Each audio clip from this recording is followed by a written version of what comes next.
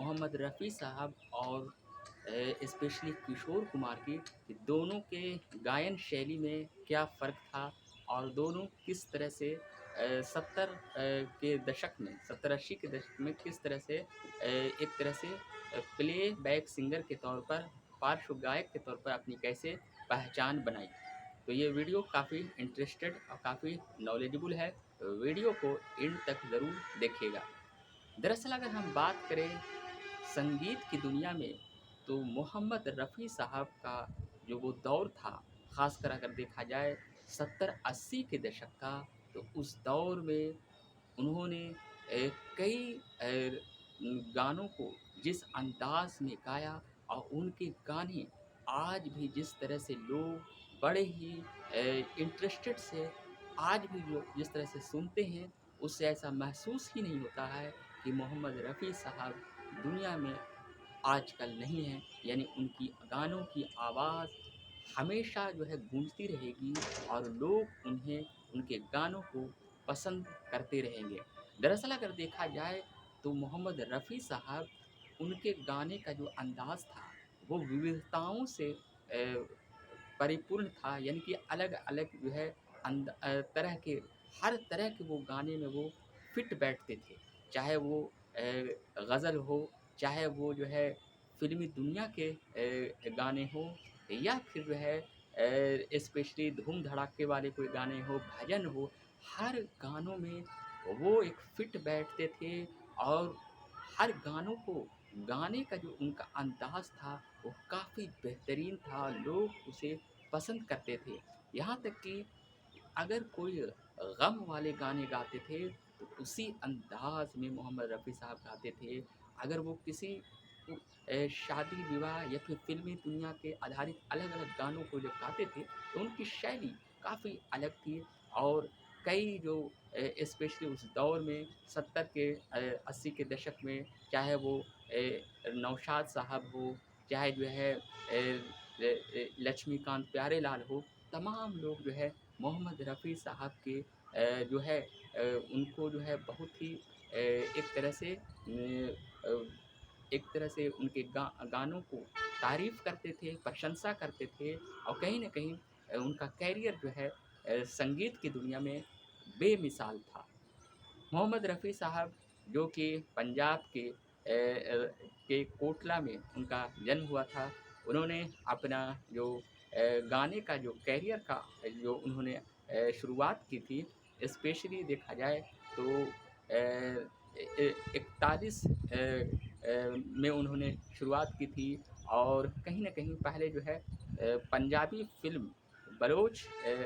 से उन्होंने गाने की शुरुआत की। काफ़ी गाने, हज़ारों गाने उन्होंने गाए हैं, अलग-अलग भजन, कव्वाली से लेकर फ़िल्मी दुनिया के हज़ार गाने उनके हैं और ख़ासकर जो है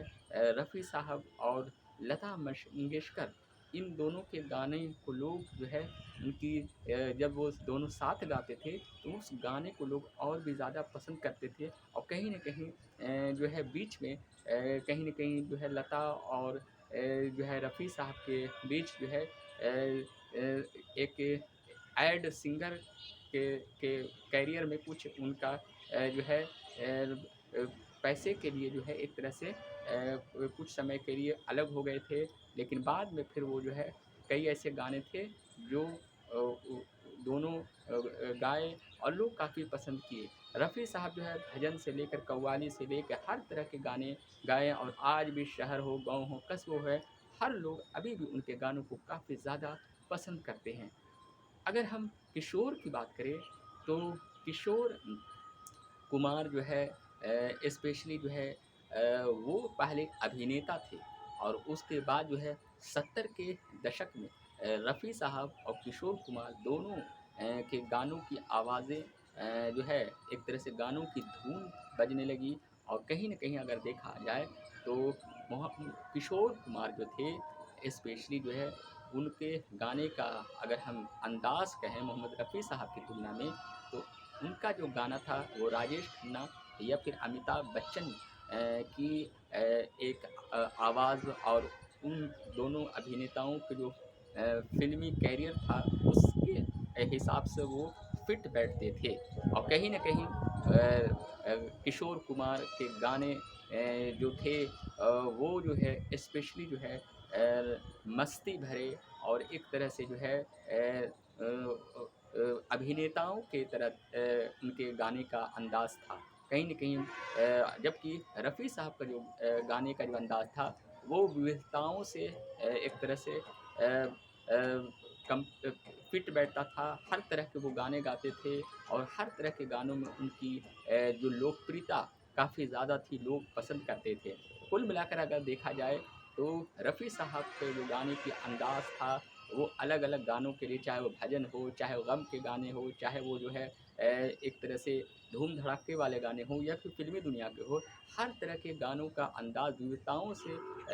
भरा हुआ था और उसी अंदाज़ में वो गाते थे और हर तरह के गानों के लिए वो फिट बैठते थे। जबकि जो है